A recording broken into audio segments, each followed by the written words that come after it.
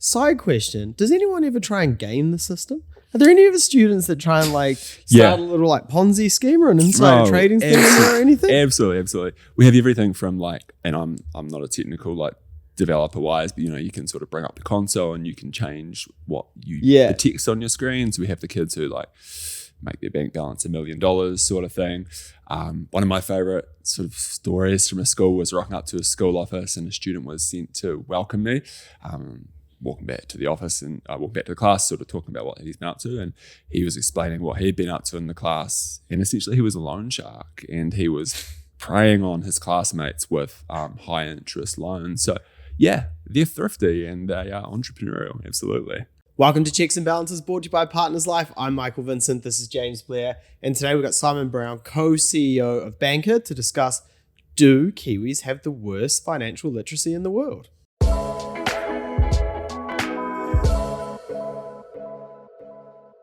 Simon, welcome to the podcast.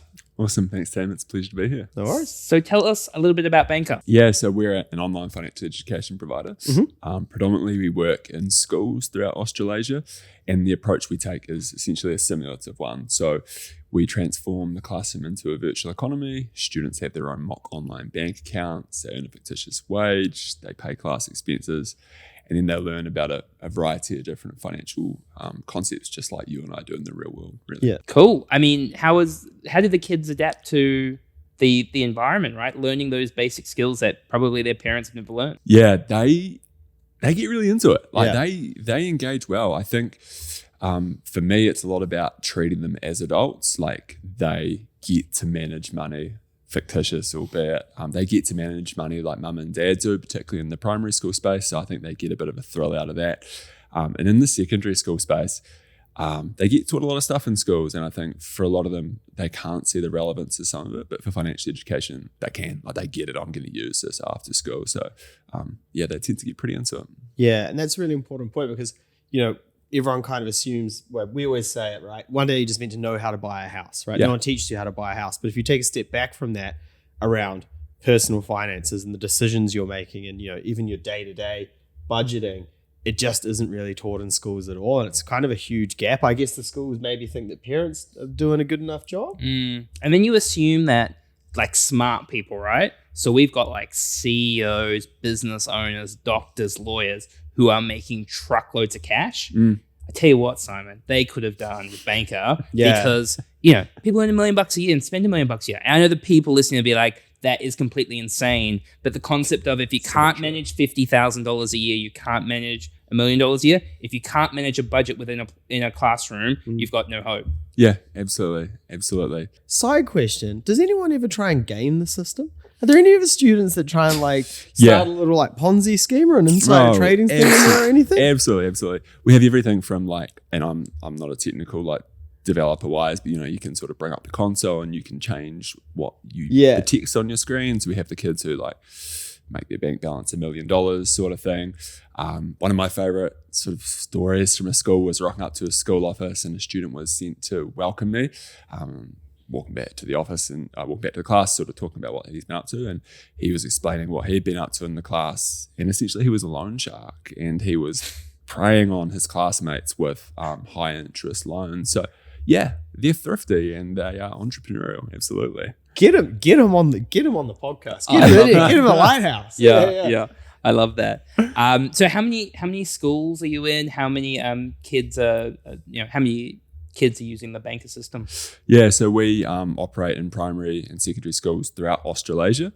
In New Zealand, we sort of operate in around 50% of primary schools, reaching sort of around 50,000 students a year. Mm-hmm. And then around 30% of secondary schools, sort of capturing around 25,000 students a year. Yeah. And how do you go obviously dealing with schools, there's a lot of different priorities going within there. Michael and I are strong believers that the education system is not prioritizing financial education enough. We will focus on geology and geography and calculus and all these different things, but the core skill set of managing your money, which is one of the most important skills in your life going forward. You cannot be happy unless your money is in a certain level of order. How is it dealing with the schools and them prioritizing what you do? Yeah, it's not without challenge. I think sort of coming back to the point earlier around things we're teaching students at school. To my mind, there are a few certainties when you leave school for the final time. The fact that you have to engage with money is one of them. Regardless of whether you're fortunate to deal with a lot of money or not much in your life, you are going to have to deal with personal finances. So I do think it's relatively ridiculous the extent with which we leave it to chance. And that's largely driven by the curriculum. There's a lot packed in there. Schools and educators are really busy. So I do appreciate why, based on the curriculum, it can be a challenge for teachers to prioritise financial education. Yeah, and I mean, I guess putting something else on an already very busy workload plate, it can be quite a difficult thing to convince. How do you find working with the Australian schools versus the New Zealand schools? Fairly comparable. Yeah? Yeah. I mean, there are some sort of structural things around the way schools work, and it's a bit harder to get cut through with schools in Aussie, but yeah, generally fairly comparable approach to financial education and fairly similar uptake in terms of how schools approach it. Yeah, and is there a difference between the kids' financial literacy or the users' financial literacy across the two different countries? Do you see any different themes running between the two? Good question, and not one that I've noticed. Like, to be honest, I haven't actually delved deep into our data. There's more loan sharks in Australia in there? Or they wear different patches? Yeah. Nah, nothing that comes to mind, and nothing that I've really observed. Yeah. No. Obviously, the purpose that Banqer has is to set up Kiwis to be good with money long term. Yeah. Let's talk about, the children of today will be the adults of tomorrow. Let's talk about financial literacy in New Zealand. Yeah. You guys, I'm sure, have like a bunch of insights, a bunch of data. Tell me, how do we stack up in New Zealand compared to other parts of the world? Yeah. There's a bunch of different sort of pieces of research and studies out there that do and don't compare New Zealand to other nations. I think probably at a high level, we're sort of upper middle of the pack. So we're doing pretty well. We're not the best, but we're also not the worst. I think for me, some of the concern is those financial literacy rates don't seem to be massively moving in a positive direction. Yeah.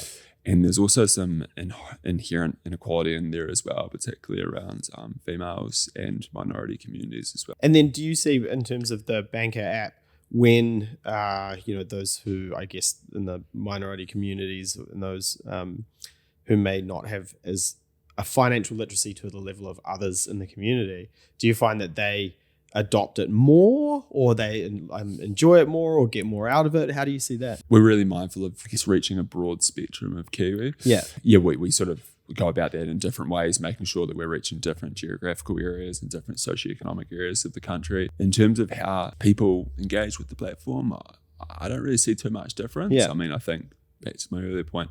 Most kids and educators understand the relevance of it and engage accordingly. What are the things we can be doing better to improve those numbers that you're saying? That, we're all right, but we can be doing better. What other things? So research would suggest that the sooner we start introducing financial education, the better. I think research suggests from age 3, kids can grasp basic money concepts, and by age 7, habits are starting to be sort of entrenched and formed. So ideal world, we're introducing financial education young, and then that sort of grows and is fostered as people get older. I actually had a friend who's got an 18-month-old, not Cooper, somebody else, and they were at the supermarket. And the 18-month-old grabbed the credit card out of the mum's wallet and tapped and goed at the supermarket. And it just shows you, like, those kind of, that card gets us this thing. Yeah. It's happening very early on. I saw something similar the other day, and it was the baby, like, punching in, like, going to punch in the code. Like, I don't think, like, I say baby, I have no idea what age this child was. But like, I don't, like, obviously didn't get the code, but knew, like, this was the time when you press the buttons, you know? Yeah, it was very interesting. Yeah.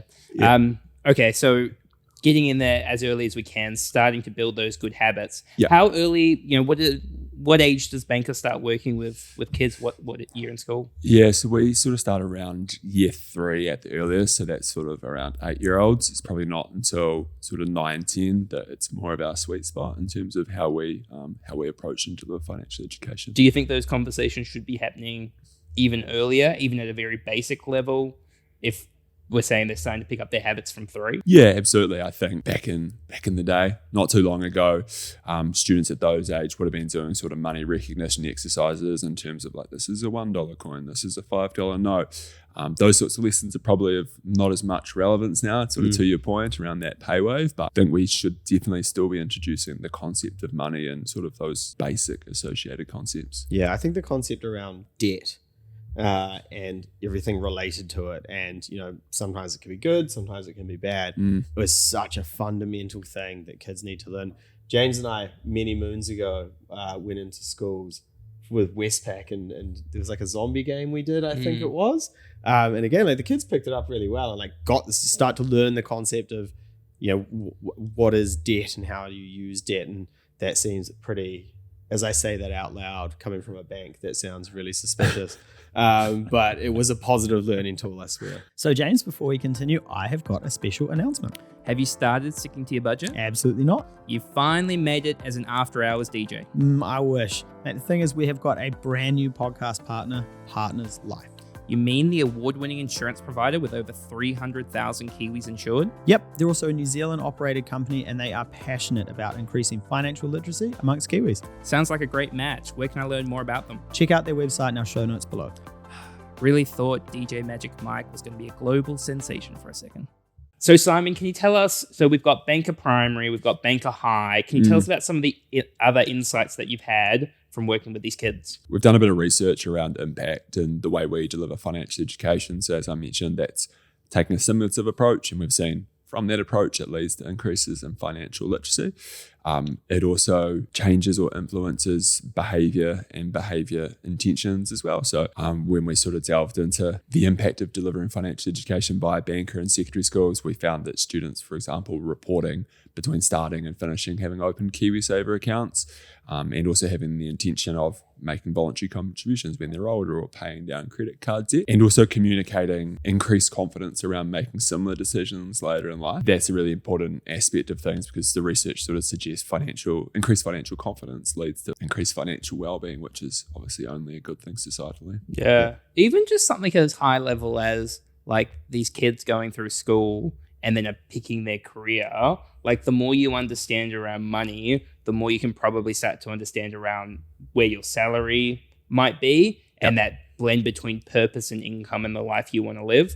All of those things kind of roll together, right? And what's Banqer's thoughts on the role of the parents? Because like obviously you guys can't do all of the heavy lifting, right? You are part of a wider community to help. I would hope that based off what you're teaching the kids, they're then going home and having wider conversations with their family and their parents around money. How important are the parents in terms of that financial education piece? Really important. I think the recent PISA study from the OECD sort of spoke to this, and the influence of parents and the importance of introducing those conversations at home. And we do a bit of that in terms of encouraging, to your point, conversations to happen at home. So we send home conversation starters. So if you've just learnt about KiwiSaver, maybe have a chat to mum and dad about their first experience around KiwiSaver. The challenge with that for me is sort of the potential inequitable outcomes. Like we can't rely on parents to have that level of financial literacy or that confidence themselves. So for me, that's where schools have the opportunity to level the playing field. And you're partnering with Partners Life for a project on Money Month. Tell us a bit about that. Yeah, so we actually partner with Partners Life on sort of two fronts. They support our secondary school platform, Banqer High. So they support the personal risk insurance content within the platform, and they've helped us develop that, and also support some schools to access the platform at no cost. But yeah, for Money Month, we're sort of teaming up on what we call the Money Month Challenge. So this is an opportunity to jump into our relatively new or this evolving adult financial education platform that we're creating, which is based around a similar premise of a virtual economy, and I guess getting the opportunity to get hands-on with finances and to learn a bit and also win some prizes as well. Money is a very tough topic, right, for people. There's a whole bunch of emotions when it comes to money. Some people feel embarrassed, they don't know more. Some people put their head in the sand. How do you create that with kids? They're in a classroom, they're talking to their friends about it, they're creating almost a game out of it. When it comes to adults doing something maybe in their own time, and they've got kids and they've got work, really important skills, but how do you get them to prioritize that conversation? That's sort of the big question in a lot of ways. And the work we've been doing with adults, that's what we're sort of seeing. Like, you're competing against life, like their kids, their work, whatever else they've got going on. So for us, it's about making it as easy as possible and also making it engaging and fun. So they want to engage. So rather than being on TikTok or Instagram or watching Netflix, they are using Banqer, or they're engaging in their personal finances. Yeah, cool. And so what can an adult expect, like if they're running through it during Money Month? What are the outcomes? What skills will they learn? They'll do anything from sort of starting by opening some bank accounts. They'll get set up with a fictitious income. They will set up some automatic payments to pay expenses. They'll explore KiwiSaver, so they'll have KiwiSaver, fictitious KiwiSaver contributions from their income. They'll consider risk and how they can manage that, with obviously insurance being one of those options, and they'll start investing. So I guess a real plethora of personal finance concepts. Yeah. And what's next for the Banqer platform? What do you guys got planned for the future? Sort of growth in schools is a continuing focus for us, both here in New Zealand and Australia. A few schools further abroad as well. But apart from that, it is exploring how we can sort of leverage our existing tech and expertise in the adult space as well.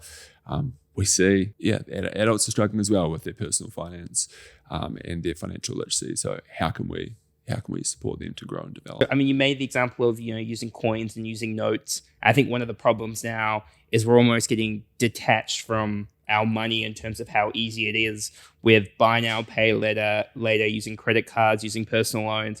We can have all of this money, Simon, without any of it being real until somebody goes, you owe me a lot of money with a high interest rate. When we've got an economy where, physical money essentially doesn't exist, how do you create that engagement, that engagement, and get people to, I guess, get used to a new way of doing things? Yeah, I think there's still something to be said for starting out, particularly with younger children, a little bit old school, and having the cash and starting by paying with that to introduce the concept, and then sort of introducing the PayWave card and the online transactions on top of that. So build that understanding of what money is all about, give it a bit of physical presence, and then sort of evolve it from there. For adults, outside of using the Banqer system, what are some just really good logical starting points for somebody who is feeling overwhelmed around money and goes, I'm not sure where to start? My answer is sort of twofold. Unfortunately, I don't think there's necessarily a silver bullet. There are a bunch of financial education resources out there,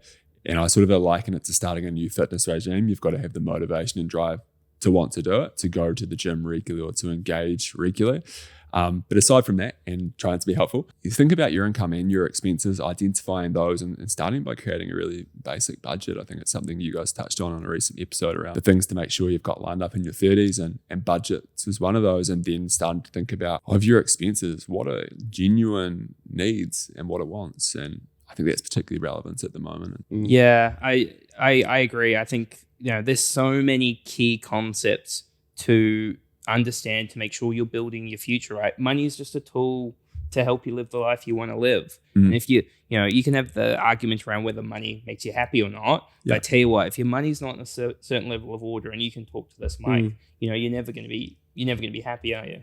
Yeah, and I think that's probably something that when people think about money and it doesn't work out so well for them, or they don't, can't quite get what they want, they put their head in the sand, they go, oh crap, I'll just leave it all for another day, and I won't actually tuck into the problem and think, okay, I need to start from square one and really start to understand my budget and my money and how things are run.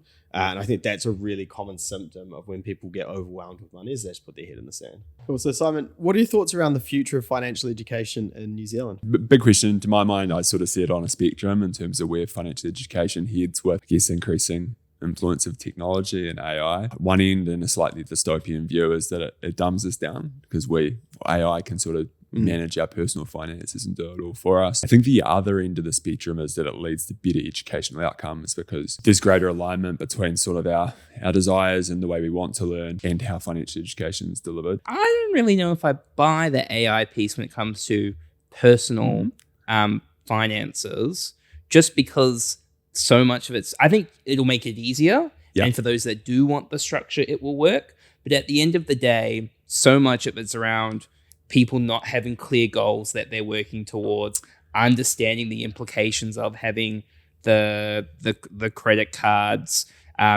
the ease of going, I'm just going to move this money anyway because I really want to spend it on whatever. Yeah, and I might be going to get into dangerous waters with the two of you, given the nature of your profession. But I mean, AI play the role of a financial planner and have a conversation whereby, like, what are your ambitions in life? What do you want to do? And then get that out of someone, and then next thing be moving their money and investing and all that sort of thing accordingly. But yeah. What do you reckon, Mike? I could see it. I think it's probably quite far off, but I could see a scenario where you had an AI financial advisor that had control over your savings accounts and money and budget. Yeah. Whereby it was literally moving money from account to account and stopping you from spending or allowing you to spend. Yeah. I mean, we're the new age of financial advisors, so the conversation doesn't scare me. I mean, it definitely scares me, but I go through waves, I reckon, where like I'm like, I'll deal with a particular person. I'll be like, I think we're fine for a while. And then next minute I'll be like, yep, AI is coming for all of our jobs. But then I tell you who they'll get first, Simon, is the Manila Folders mid-50 financial advisors charging ridiculous fees. They'll get clipped before we get clipped. 100%. Yeah, cool. I mean, Simon, what you do is so important for New Zealand. And like, you guys have done a great job growing your brand, doing an awesome job in schools, working some really good partners. Shout out to Partners Life that we always do, but also to Kiwi Bank for all they do, because without them, none of this stuff is happening, right? There's no government assistance at all with Banqer, is there? Yeah, absolutely. I mean, our partners are massive to what we do.